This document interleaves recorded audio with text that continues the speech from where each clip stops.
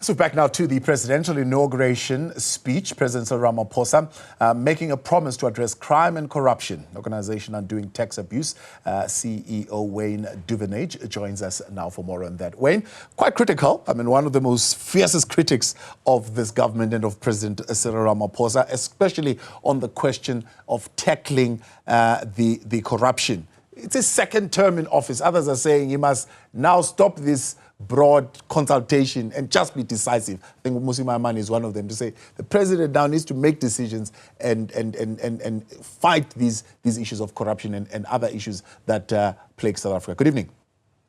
Good evening. Yes, absolutely. You know, when he came into office in 2017, 2019, officially on the back of a anti-corruption Tumamina speeches ticket.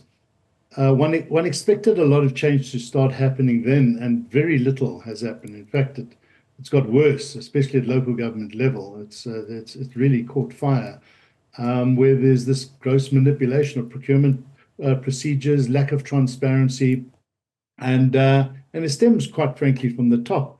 And while we understood that there was a lot of cleaning up to do and a lot of capacity issues to deal with, his hands were also tied largely by the people in those positions, in many of those positions.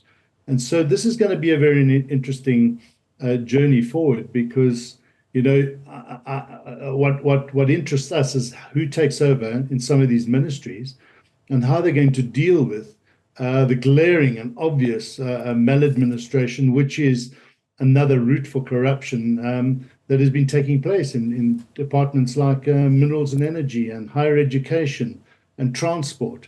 They are rife with empire building, corruption, maladministration, and I don't know how they're going to keep the cupboard doors of those skeletons closed if they have new ministers that really do want to get on top of corruption.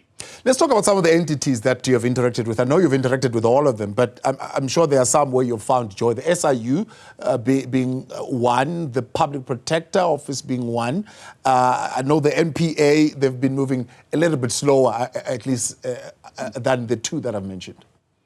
Yeah, very much so. SIU, a little bit with SARS, just feeding information through from where we see glaring lifestyle audits or investigations required, but a very interesting department that does good work and works closely with civil society to unpack where their focus areas might need to be is the Auditor General's Office.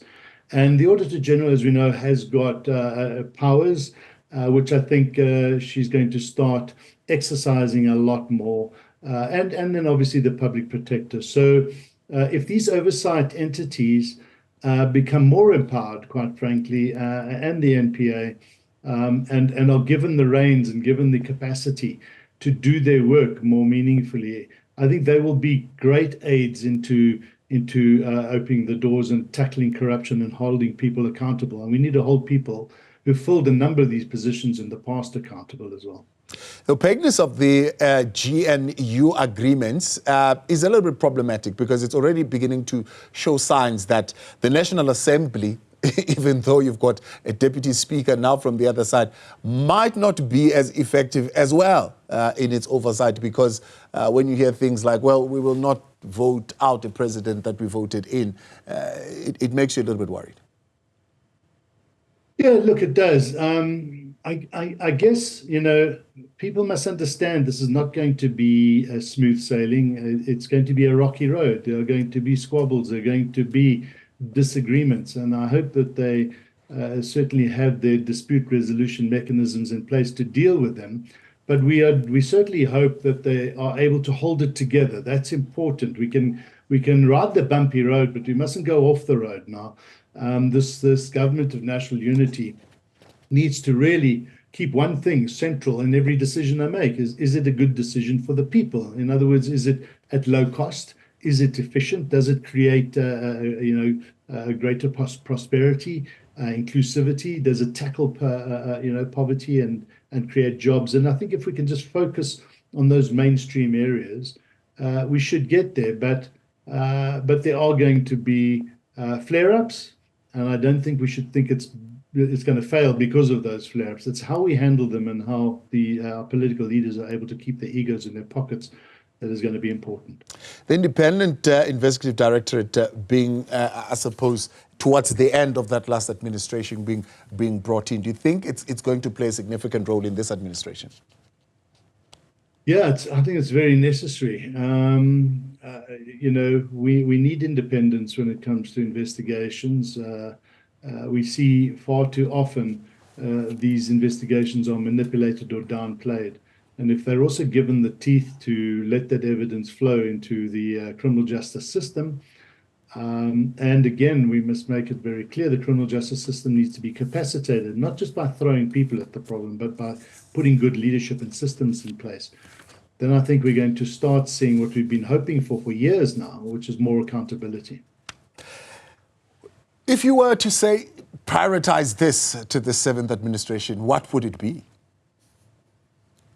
I think it would be making sure that we have leaders in these various ministries and being propped up by competence in areas that have really decimated our economy.